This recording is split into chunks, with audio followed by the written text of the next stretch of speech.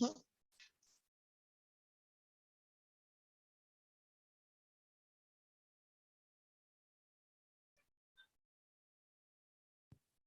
live.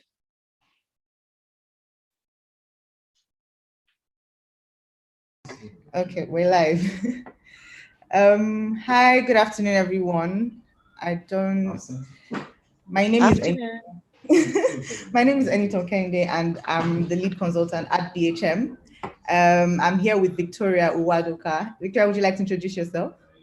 Hi, my name is Victoria Uwadoka. I currently work with Nestle as a corporate communications and public affairs manager.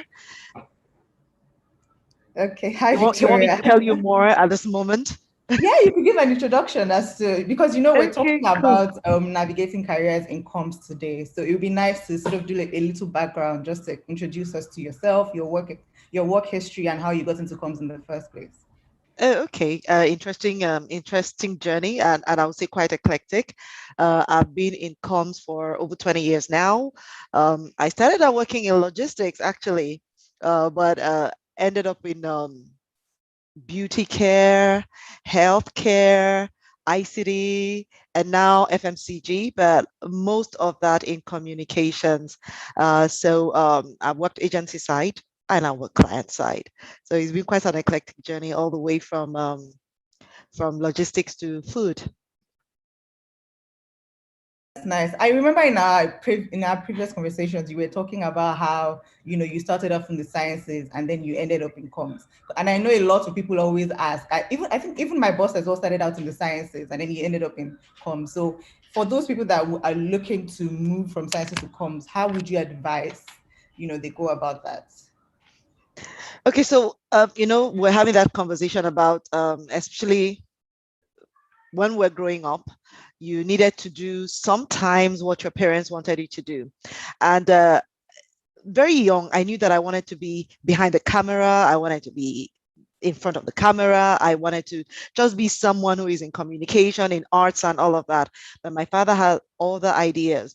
And in his mind, he had it noted that he wanted me to be a doctor. And he spoke to me so much about this that I ended up studying the sciences. So I was studying the physics, the chemistry, the mathematics, and all of that. And unfortunately, I lost my father a bit early when I was 14. And at that moment in my life, I said, you know what, I was doing this for my dad, so I better just go and do what I've always wanted to do, which is the arts. And so I switched over in my final year, so to speak, and started taking all the arts courses, dropped all the science courses. And finally, I said to myself, I mean, the person I was doing the other thing for isn't here anymore. So now I can do what I want to do for myself, which is to be a communicator. At that time, I didn't even know that it was called communication. I just knew that I wanted to be a journalist. I admired the newscasters on TV, watching them every night. I wanted to be in the field, getting the news and all of that. That was what I really wanted to do. And so from then on, it's just been communications for me. Okay, and that's sort of like a contrast to my story, because like I explained to you when we're speaking that I started off in comms because I always wanted to do it, and then I went directly into it. So it's interesting because we have different people in the industry that are that started off doing one thing and then they ended up doing another thing, right? So I wanted us to just discuss how you knew you wanted to do comms, because for some people they find themselves in it. For some other people, they have the interest in it. But how did you know you wanted to do comms? So what I always say to that is this. There are some people who know when they're 6 years old that this is who they want to be. There are people who know at 16, this is what I want to do and this is who I want to be. Some of us don't know until we're 25, 35, 45. So I always say it doesn't matter when you find yourself or when you find that thing that really makes you go, aha, I could do this forever. I mean, this is really what I really wanted to be. So, telling you about the journey that I've had. After leaving school, even though I studied French language, and then later on I studied public relations, I ended up working as an international operations manager in a logistics firm, FedEx then, and I enjoyed the job. But at some level in the back of my mind, I didn't think that, I mean, this is where I would settle. I didn't know what the next opportunity would be, but I always took the step that was just ahead of me. If you're in Nigeria, and you probably know that, when you have challenges, you need to think about the whole family, not just about yourself. And maybe in some other civilizations, we want to say about Europe and all of that, sometimes is the opportunity that is in front of you because you have responsibilities that you step into. And even in those opportunities, you will find that there is something about that job that makes that job worth the while for you. Is it, engaging with people? Is it the communication part of it? Is it the administrative part of it? So I always say, take the step that is in front of you. You may not know today that this is the journey that you want to take as a communicator, but because this is Africa Comms Week, and I know that everybody who is here because they're interested in communication. So whether you're already in the job, whether it's a job that you're looking forward to, take the path that is in front of you. But first of all, you need to understand what this profession is about. What is communications? What is PR? What is marketing? What is it all about? That starts from that point, understanding it. Like I told you, I didn't even know that, it was all about communications, because then it was either a journalist, a newscaster, or someone. And you told me an interesting story there where your father said, don't become a journalist. There's no money in this. Don't even become a journalist. So that was all that we understood about communications at that point in time. But there's been a lot of transformation. In Nigeria, there's been a lot of transformation. Everywhere you go in West and Central Africa, across Africa, there's been a lot of transformation. We've matured when it comes to communication and understanding the PR profession. If you want to go into communication, there are many, many opportunities that are open to you. There are many facets of communication that you could go into. And I think that we'll talk a little more about that. But as you're going along your path, and you're interested in communication, whatever organization you work for, there is an element of communication within that organization, within that what I call that industry. There's a facet of communication, and you can begin to exercise yourself in that area. You can begin to take on projects in that area. You can begin to volunteer to be the communicator in that area. You can volunteer to be the bridge between the business and the people, the business and the internal audiences. There are many opportunities that you can take. But if you think or you know that you're passionate about communication, everywhere, in families, there's communication. There's something I always say, everything is about communication, relationships, family, work, politics, governance. Everything is about communication. So if that's an area of interest, there are many opportunities for you to begin to volunteer and to exercise yourself and learn what you need and get the skills that you need to really go into it as a profession and as a job. I quite agree with you. There was something that you were saying that there is no facet of life that's complete without communication, right? You can't do anything without communicating, right? So yeah, it's very important. And also, what I believe in charting a course in comms, you have to be very passionate about it. It's not one of the easiest jobs anywhere. In fact, there isn't any job that's easy. But in charting a course in comms, you have to be very passionate about it because it goes beyond ticking the boxes. It goes beyond just getting a job, just doing a 9 to 5. It has to be part of your life. It has to be something that you're very passionate about for you to be able to communicate in a way that makes a difference, for you to be able to help your company or your brand or your clients move the needle. You have to be very passionate about it. And so that's every time I interview people, every time I meet young people that are looking to come into comms, my first question is, what do you feel about this job? What do you feel about comms? How do you feel about it? Because there will be times you would wake up and you're like, oh no, I really don't want to do this today. But it's that passion that drives you. It's that determination that pushes you, and you're like, yes, I want to make a difference. And there's this excitement that comes, when you initiate something or you put something out and you see the result. I can't describe that feeling. It's almost like, yes, it's like having a child, like birthing a baby, and you're like, yes, I did that. I doff my hat to that. So you have to be very passionate about comms for you to get into it in the first place. And we're talking about, the differences, like working on the client side and also working in agency. And funny enough, I work on the agency side and you work on the client side. So would you like to describe that to us? How's that experience like? So there are fundamentals of communication, and you just mentioned about passion and all of that. Skills you can learn, passion no one can teach you. You have to really know that you want to do this, because communication becomes a part of your life. You're living, you're dreaming, you're actually carrying out that comes as a core part of you. It's like a mission and a vision for you. And you learn one story and it's like, yeah, I have dollars in my account. That feeling, right? So agency side, client side, like I said, I worked agency side as well, and now I'm client side.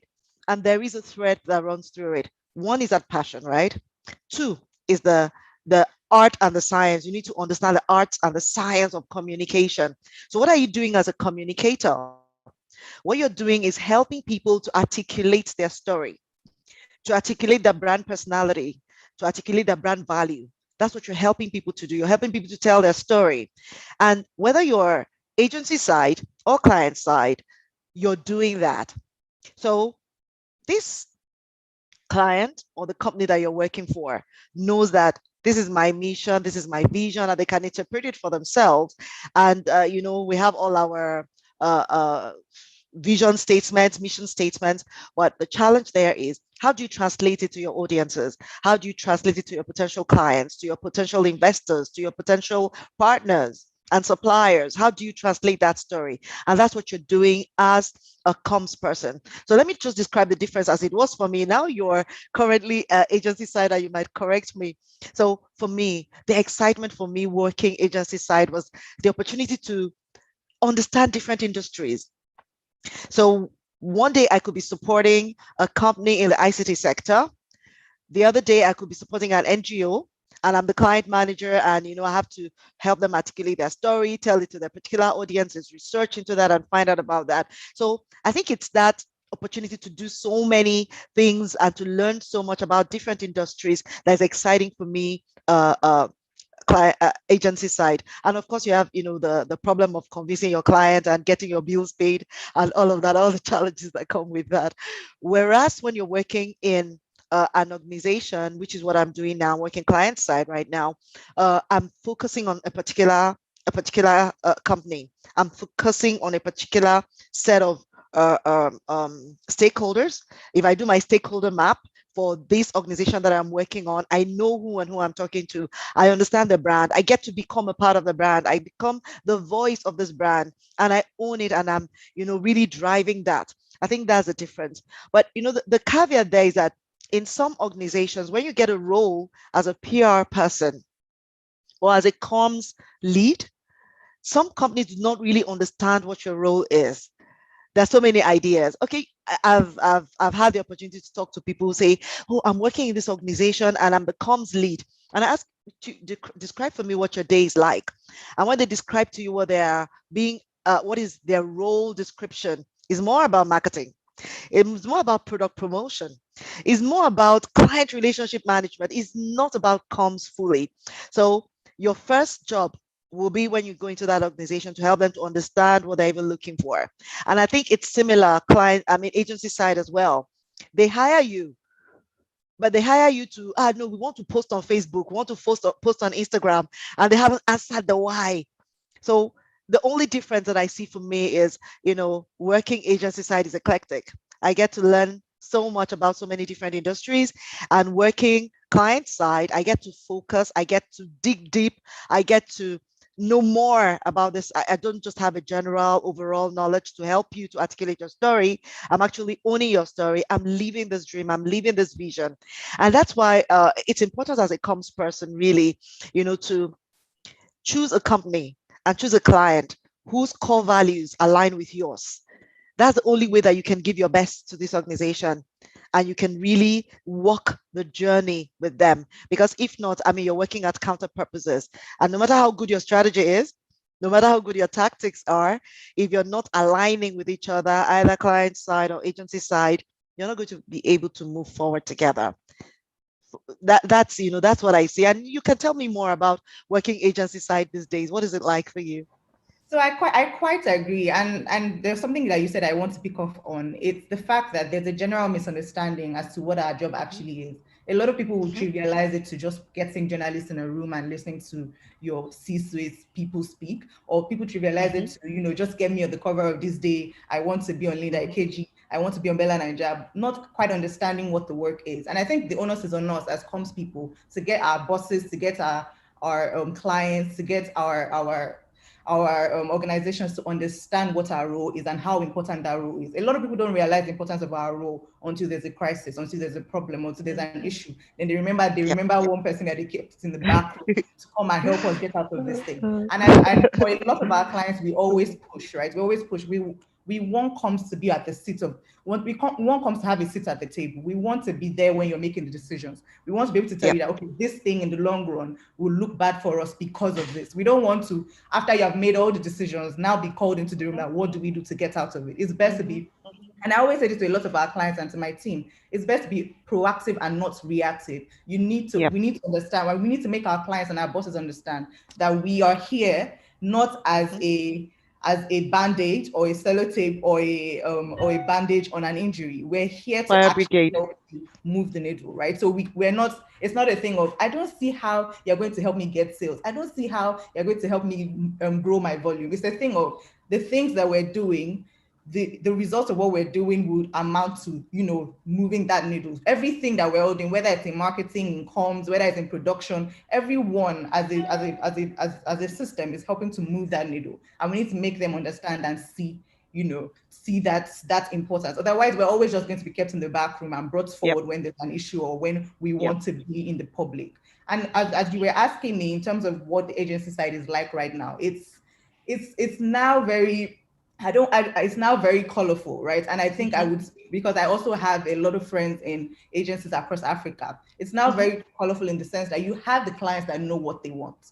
They come to you with a proper brief. They come to you with objectives. This is what I'm trying to achieve. And that also helps when they have proper comms people on the inside that are advising what we should be looking out for. And then you have the clients that are not quite sure what they're doing. We've actually never done comms before. We don't even classify it as important. But some of our friends told us, you know, go and get an agency. And so it's your job, right, to help them understand what they need, so that it not only helps you, but it also helps other agencies that they would encounter in future. What I like to look at, and even at BHM where I work, is where we do a lot of things that we don't do for ourselves. We're doing it for the industry. A lot of our work that we do, we're not doing it just for BHM. We're doing it for the industry, because if we don't help the industry doesn't grow, and we in turn don't grow. So people need to understand what we're doing. We as a team also need to understand how what we're doing is helping the clients. It doesn't help if you don't know. If you're just ticking the boxes and you're just doing the newspaper mentions and the cover mentions, you need to understand why all the things you're doing,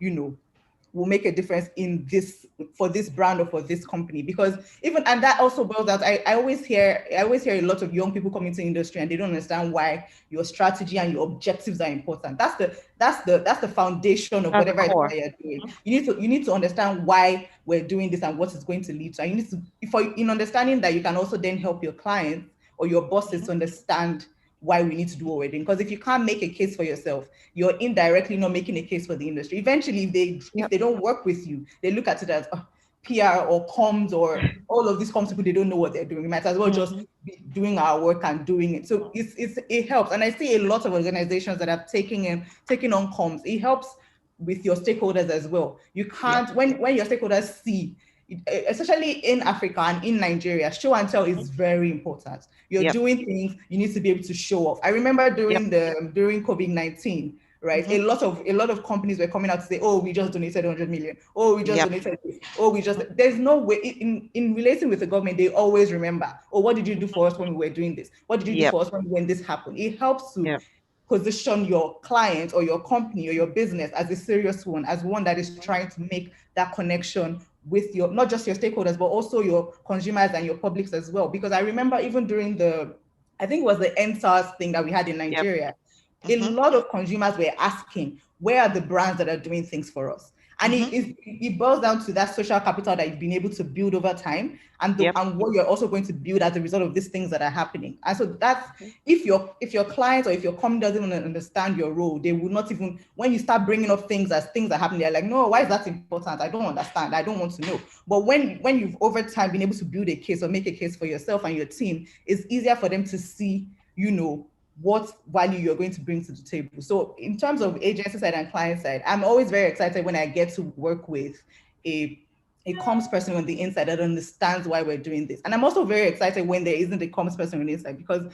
it's an opportunity for us to show the clients and show the business why this function is important, right? And then speaking on that, what do you think the new opportunities are for comms across the industry, and not just in PR, but what do you think the opportunities are for people that are trying to come in or make a shift from another world entirely and coming into comms?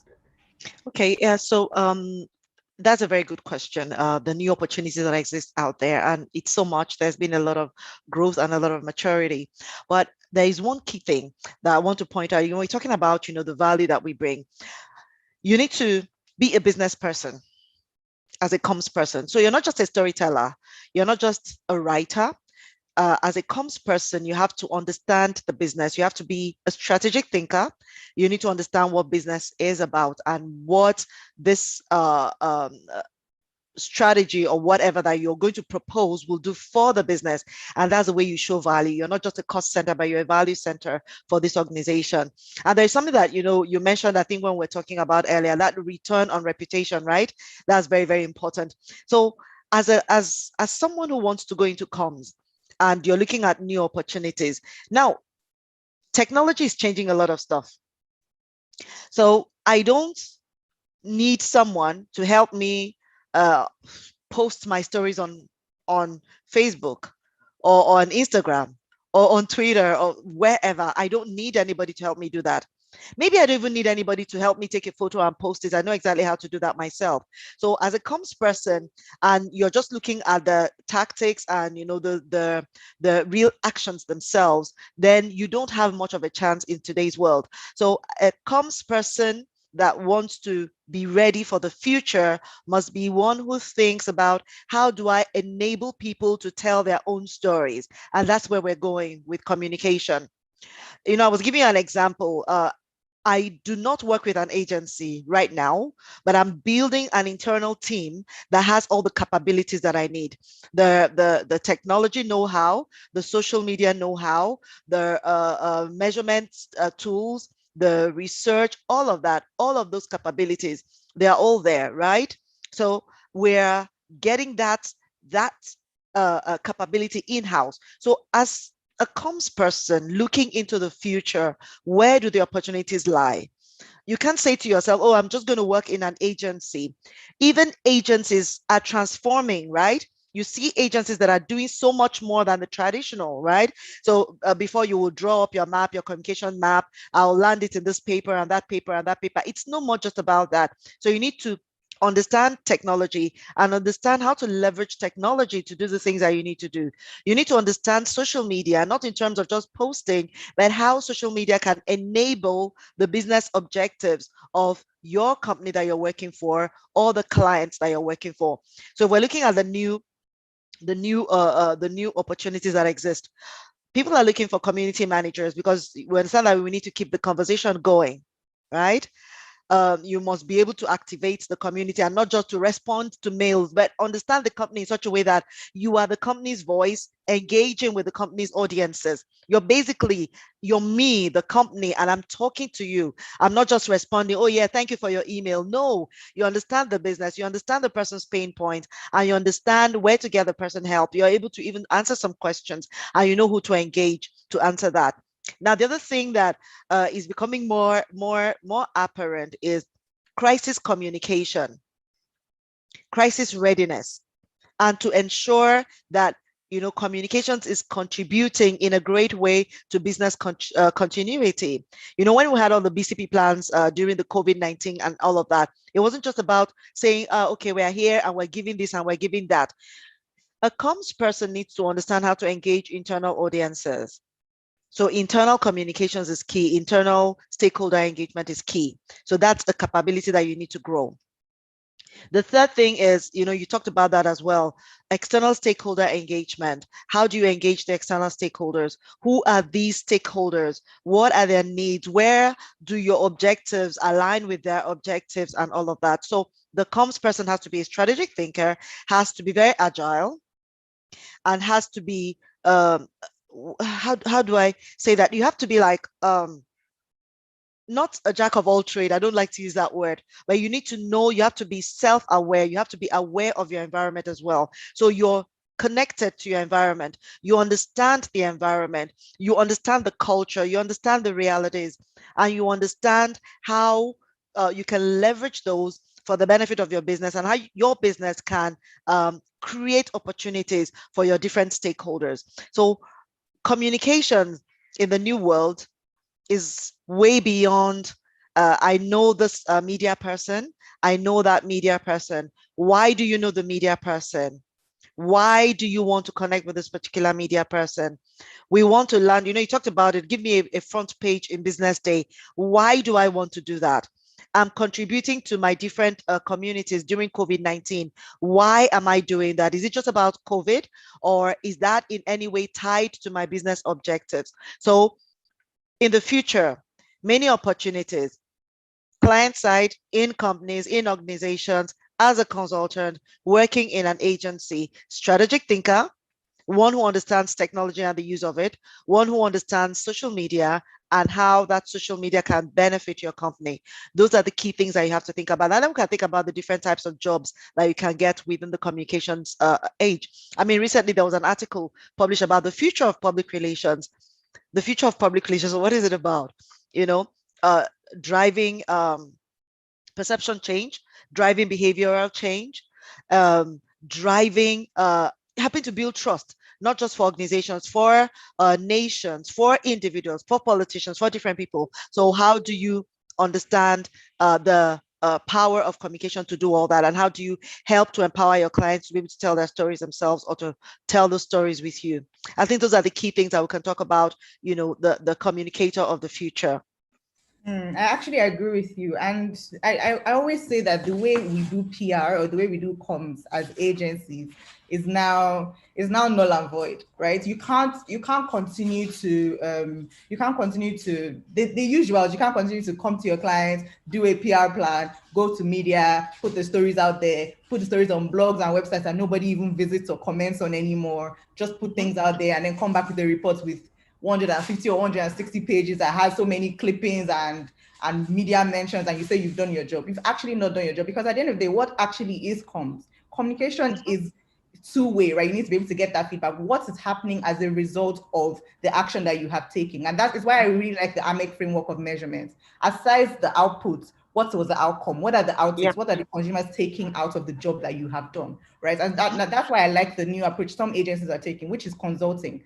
A lot of people can speak with media. A lot of people can, put things out on a blog or website. Instablog and all those platforms, they do those things now. You just put out their price range and people are putting whatever they want to put on those platforms. Anybody can do that. Even journalists now are doing private practice that they're helping clients, put stories out in the media, because nobody knows the media more than them. So what's that edge that you are bringing to the table? Right? Is why I like to say you have to be a subject matter expert. So if you're working within the company, or if you're an agency, you need to be well vested in what your client or what your business is doing. You need to know the business more than the business itself. You need to be able to foresee and be proactive when things are going to go wrong or when they're going to go right, and what to do about it. You can't just sit down and just be doing media mentions. You can't even scale a business that way. You can't keep doing the same things over and over and over and over and over again and expecting a different result. Growth is not going to happen. So it's why I'm always very particular about being a subject matter expert. Every time I have a new client, I go and do my homework. I'm reading, I'm studying what's happening with them, what's happening in their industry, what is the government doing that would eventually affect this business, or change the business landscape, because the business landscape in Nigeria and even in Africa can be very volatile, right? Things can easily just shift or change, and you need to be prepared, and you need to be able to foresee these things and advise your clients accordingly. There's some agencies that I know that's all they do. They just provide advisory. And then when they now then need to actually get the job done, they have their foot soldiers to do those things.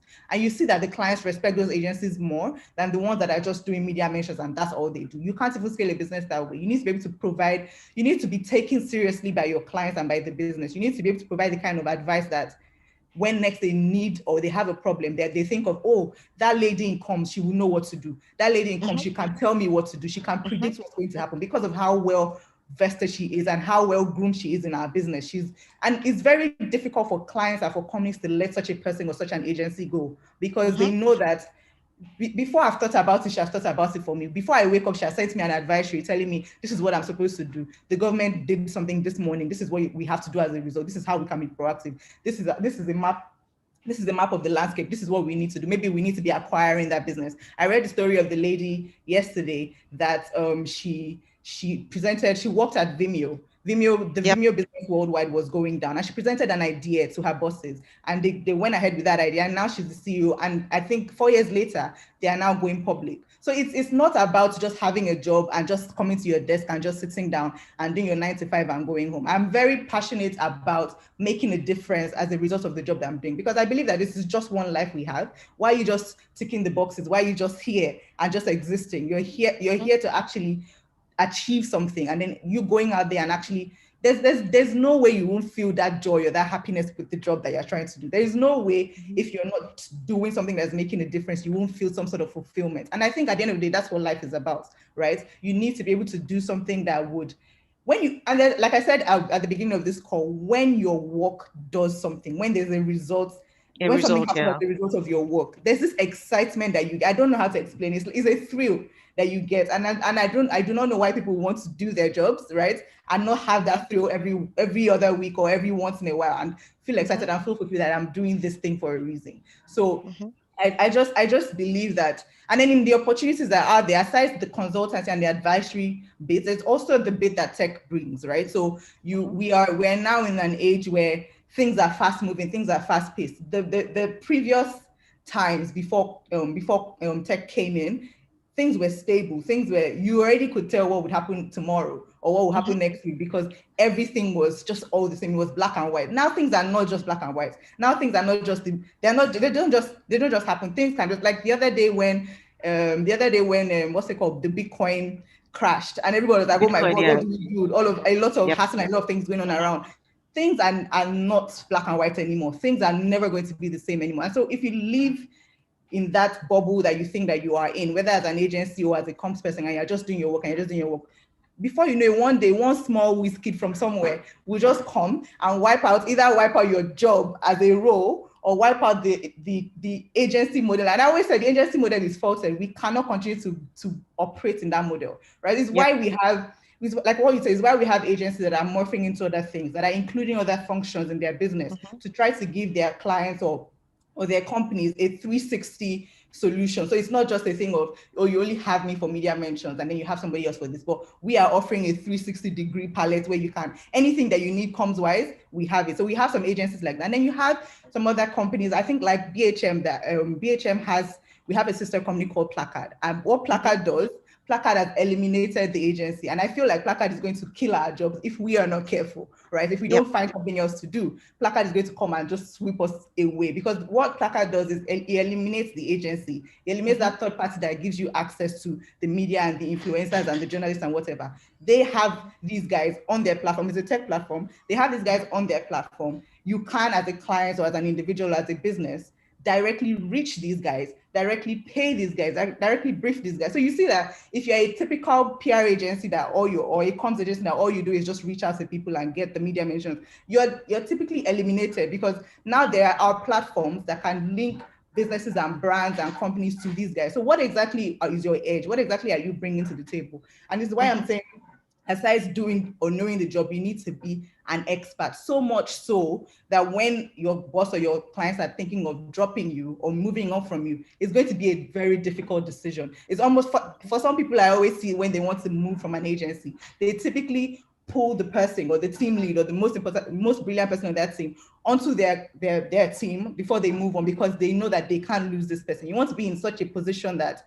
when people are thinking of moving on from you or from your business, they almost cannot, because you have so embedded yourself in their system that it looks like taking this person out or taking this company out is basically going to disrupt the entire business landscape. And so that's what I think that the future, at least for comms, for me, is in knowing the client or knowing the business so well. It's sometimes I think it's very rare to find comms people go from being a comms person to either becoming the CEO or to becoming a group CEO. Sometimes it takes so long, but if you're so vested, if you're so interested in that, your future is like, the sky is so wide. And as an agency, it's almost like, should we make them a function of our business so that we don't have to let them go? So that's what I feel from the agency side, and also looking at opportunities in tech as well. I know a lot of comms people that are also UI UX designers, that are building platforms, that are looking, and what I was saying to you the other day about if you can find a solution to a problem, you will never run out of money. Look at Amazon, look at Google, look at, like, if you find a solution to a problem, you can never run out of money. And if you can find a way to make sure you do it with tech,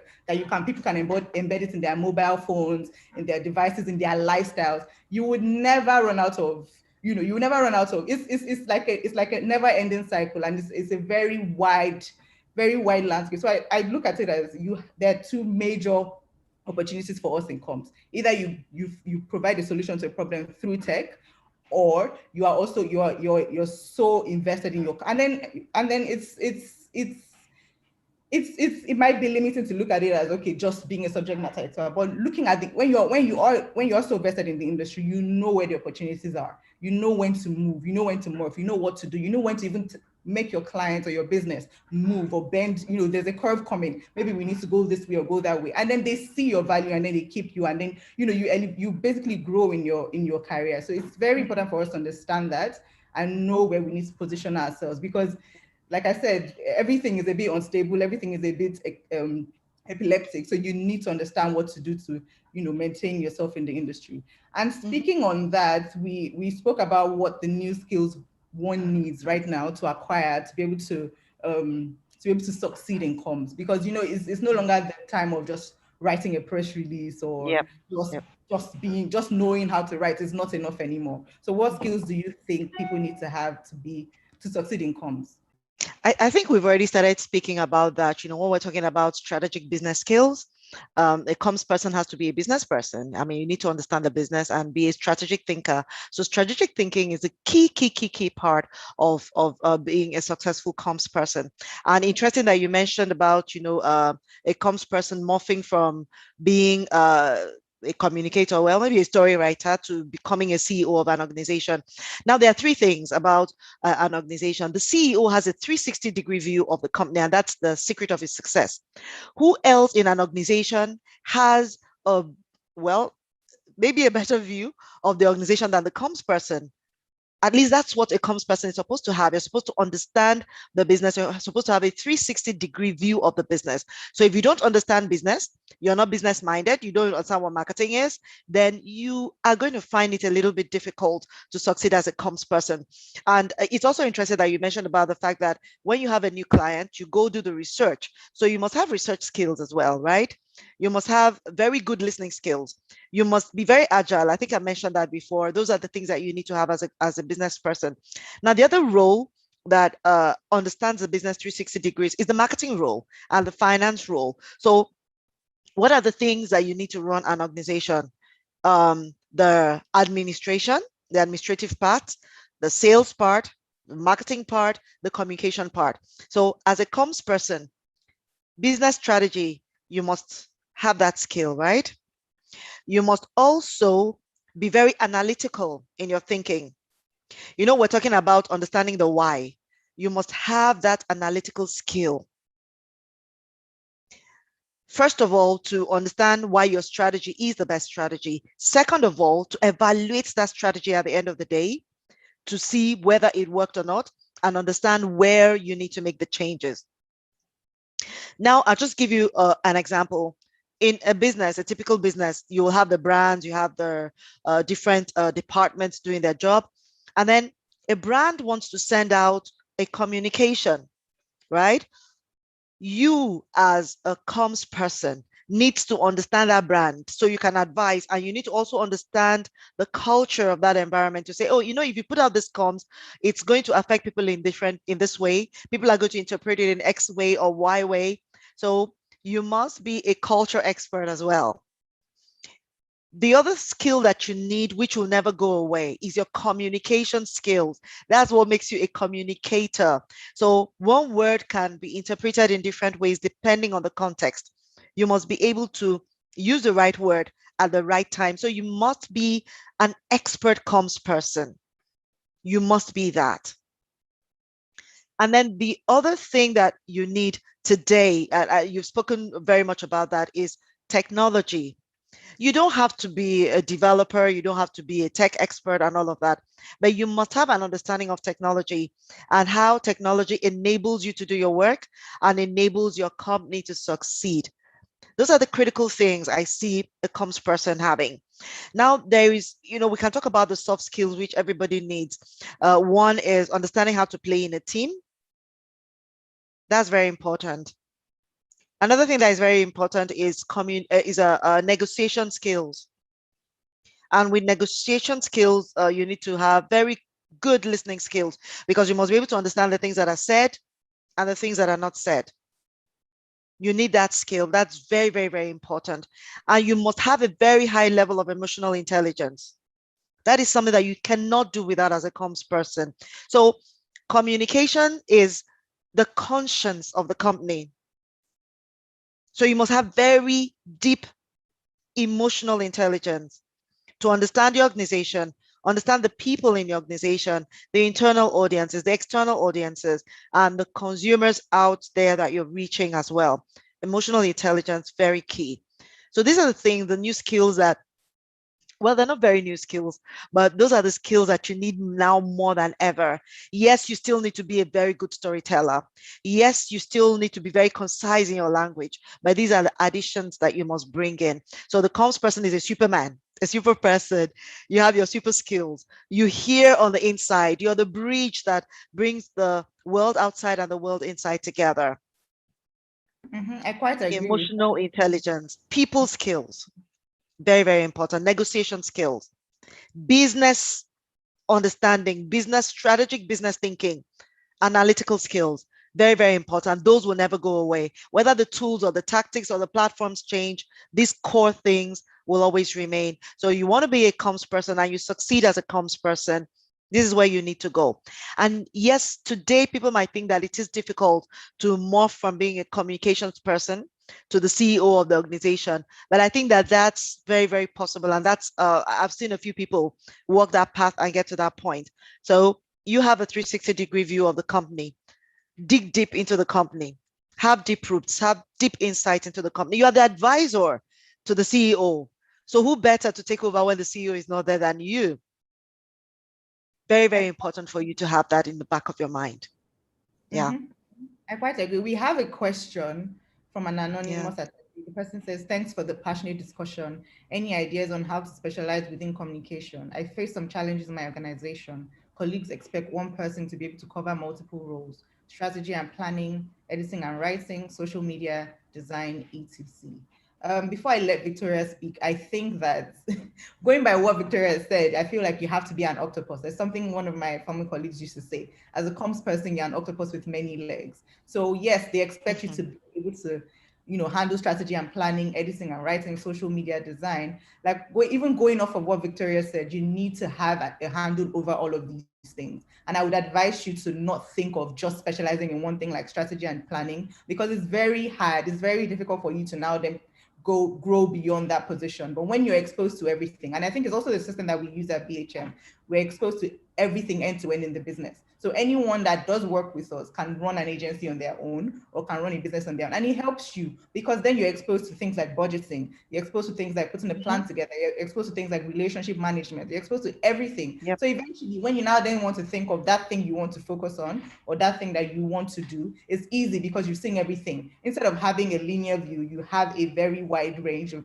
and you know what to pick or what to do. And so I wouldn't advise you to right now think of specializing. I would advise you to, why don't you try everything, look at everything, and then you can maybe off of that, then decide, okay, based on my exposure to all of these things, I don't want to be so rounded. I want to be linear. I want to face one thing, and then you can go for it. But I always like to say that, do everything, do it all. I've explored everything. I've tried media presenting. I've tried everything, research. I do research. I've tried everything and now I know where I am is where I want to be because I have tried everything. So I wouldn't say that because you want to specialize, then you now then close your eyes to everything else, because there are opportunities everywhere. You can't tell, or you can't say that, okay, I want to be doing strategy alone. How do you, like what Victoria was saying, if you're aiming, I know a lot of people want to aim to be a CEO or want to grow that much in a business. Some people just want to do their jobs and, just relax and then just do it. But if you are like some people like me, and you're looking at, okay, yes, I want to grow my career in so and so way. I want to be, it's nice to be exposed to everything. And then you know when things are not going right because you know what should be done right. You know when a colleague is not doing something the right way because you know the right thing to do there. And it's also good because you can then advise your clients. If you see something going wrong, you can say, yeah, I know that this thing should ideally go left, but it looks like it's going right. We need to find a way to bring it right. And then they see the value in that relationship because you're not just advising based on the work you're doing. You can tell that something is going wrong in another field because you have that knowledge. So it's nice to have that knowledge. Victoria, do you want to add anything? I think you really said it very well, but I want to just imagine what the person is talking about, because I've had some young comms people that I work with come to me with that challenge. And I think it's a question of your job role, the size of what you're expected to do as one person.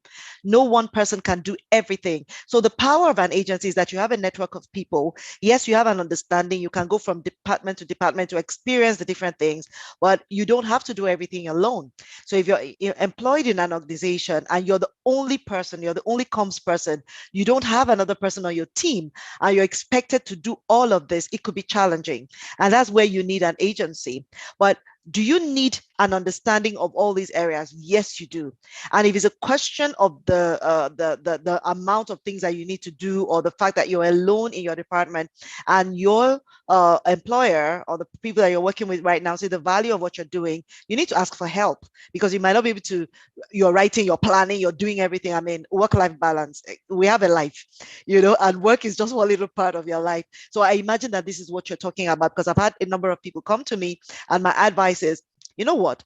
Have a clear, open discussion and say, this is the volume of this work. This is the benefit of the work. I mean, you need agency support. You need some other team member chipping in. I'll tell you what I've done with my team as well. A lean team, but I've been able to get a council representative from different teams, and I teach them in the same way that I teach my team. I coach them in the same way that I coach my team. I have them experience the same trainings that my team experiences. So we have many people who are able to work with us. So that might be the challenge that you're having, that balance. But do you need to have an idea of all these things? Yes, you do. You have this management trainee program where you take them from department to department to department. What do you want to do? You want to expose them to the different functions. Agency side, you go from one department to the other. So you have an understanding of all of it. Imagine one day you're called upon to run an agency and you don't know anything about strategic planning. Who is going to call upon you to run an agency if you don't have that? So get a knowledge of all of that. But if you're working for an organization and you're struggling with that balance, work-life balance, please have an open conversation with the people that you're working with and seek help when you need it. Yeah. Thank you. Yeah, that's a nice tip as well, because we don't quite have a background as to where you're speaking from. It's nice to also take that advice from Victoria as well. There's another question that says, I know that there are a number of important skills required of PR professionals, but which would you say is the most important? Are there skills that can go for others? Victoria, do you want to answer that? That's a very interesting one. So I keep saying that PR communication is an art and is a science. And all of it works together. So the power of your writing, the power of your speech, the power of your presentation, the power of your crisis management is dependent on your understanding of the business. So it starts from the strategy itself. So which is more important? I can't say that there's one that is more important than the other, but it's a cycle. It's a cycle. There's a cycle. You start from strategy and you take it to determining the tactics. You take it to actually defining the storytelling. You take it to, well, before you define the storytelling, you have to align on the key messages and that they're aligned to communicating what your strategy is about. And then you take it to the storytelling, and then you activate and you measure, and then you go back to strategy. So all of it works together. If one part is broken, the rest of it isn't going to work. Because you know what? You're not just talking for talking's sake. You're not just writing for writing's sake. I see people saying, oh, okay, we have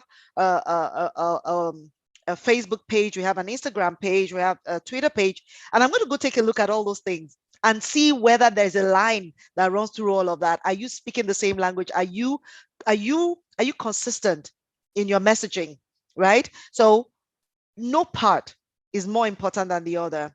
Learn everything that you can about the different areas, about the different aspects of communication. If there is one that you're really passionate about, by all means, focus on that and specialize on that. But be sure that you have an idea of all the others. And that's the power of network. That's why I love the Africa Comms Week group. It's one of the platforms that you have. You have a network of people that you can leverage off of their experiences. So I might not be totally experienced in government relations or government communications. I might not be totally experienced in medical communications or health communications, but I know someone in my network who understands it. So if I'm going to write a story, I'm not going to sit in my room and write it. I'm going to reach out and say, oh, you've been working a lot in this area. Can you tell me, does this sound right? Is this the way it happens? I'm going to research, I'm going to leverage my network. So please, your power to network, your engagement with your industry, that is very important. Be out there, engage, network. I'm not saying be at a party every day if you're not a party animal, but at least engage with your community and know who is an expert in what area or who has been doing a lot of work in a particular area. Some are very experienced with working with NGOs, civil society, governments, private organizations, FMCG, tech industry, and all of that. For instance, I worked with Microsoft, and using the same skills that I have to align it to the needs of the particular industry that I'm working in right now. There are people who are there for years and they can advise you, right? So leverage your network, but learn everything that you need to learn about a particular thing. And by all means, if you find that you're passionate about one key thing, do focus on it and do specialize in that area. So it's nice to expose yourself to everything so you can tell when you're more interested in one thing than the other. It's best to have that wide view as opposed to having a lane. And then we were speaking earlier. What do you think what difference do you think COVID has made? Because for every industry, for everyone on the face of this earth, COVID has changed life as we know it. But for comms in particular, right? What difference do you think that COVID has made? I think that COVID was very challenging, or is very challenging.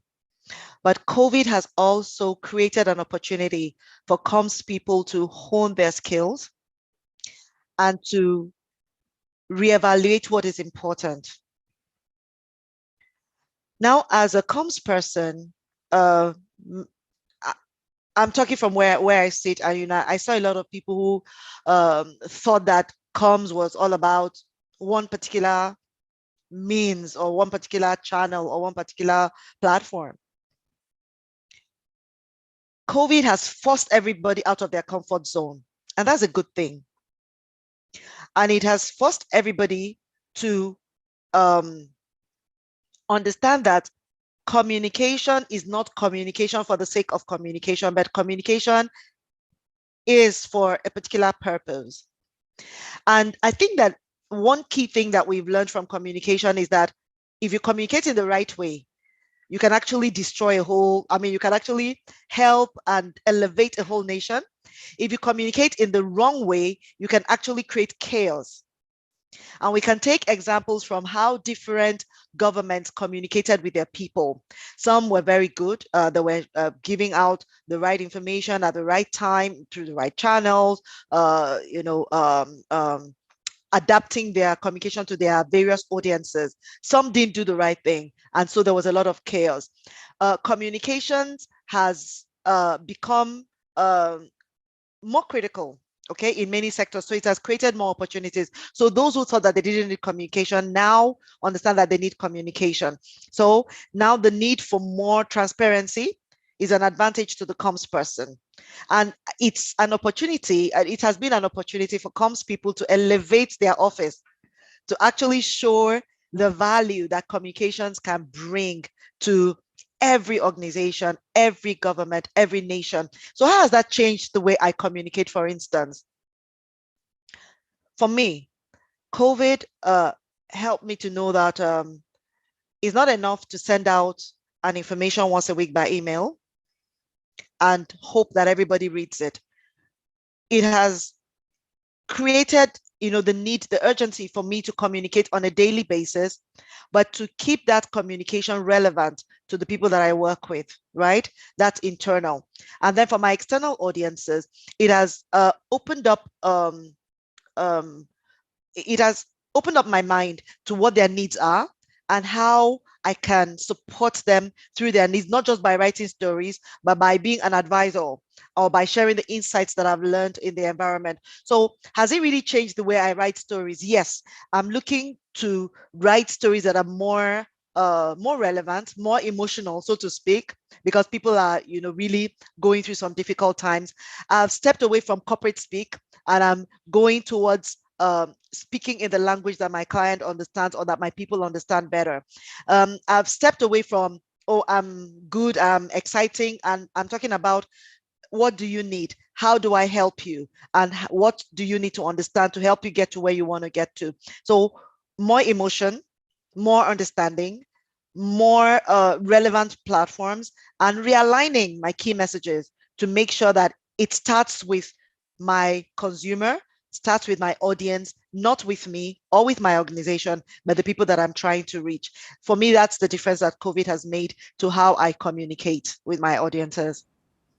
Thanks, Victoria. And just going off of what you've just said, I feel like COVID-19 gave us, I know that in other countries across the world, right, consumers already before COVID-19, before 2020, were already holding brands and companies accountable for things that they do. People were looking all the way outrightly looking for brands that care about the things that they care about. It's why you have brands like Nike doing the kind of ads they do.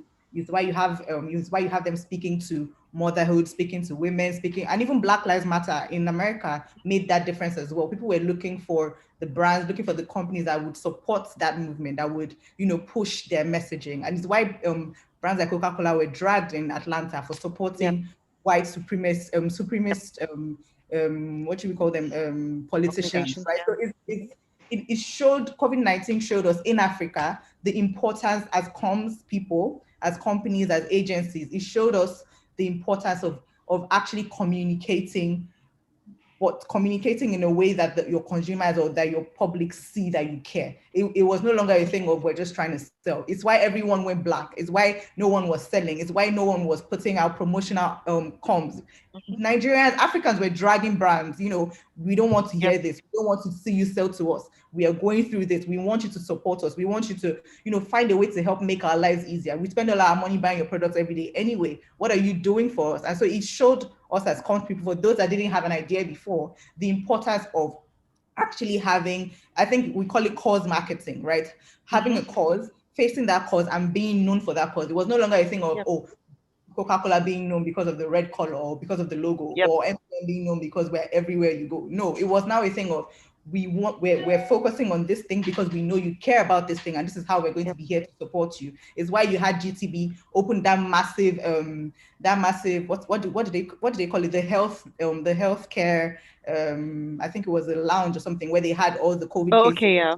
So it's why you had brands doing all these things, because we couldn't just be here and just exist. And even for those that went quiet, it was an issue.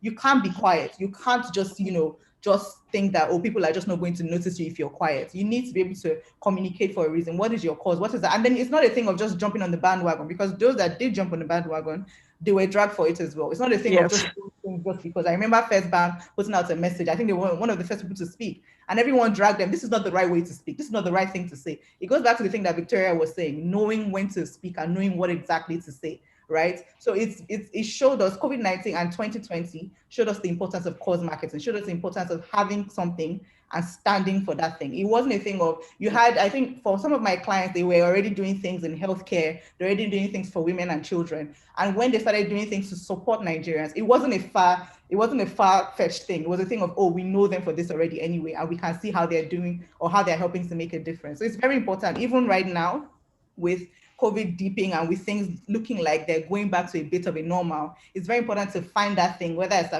as a company or as a brand, that thing that you can stand for. If you don't already have it, that thing you can stand for and that you can scale up and people would know you for. Eventually, when things go wrong, it's building social capital, because eventually when things go wrong, when things something bad happens, you have your consumers, you have your publics fighting for you. That no, they are not that kind of brand, they are not that kind of company because of the social capital that you've built over the years. And so I think that COVID-19 showed us the importance of these things. Some brands were already doing it and they didn't know the importance until COVID happened. So it's very important for us to understand that. I think that we are rounding up. We've spent, I think, like an hour. So Victoria, Yep. do you want to give any closing comments before we leave?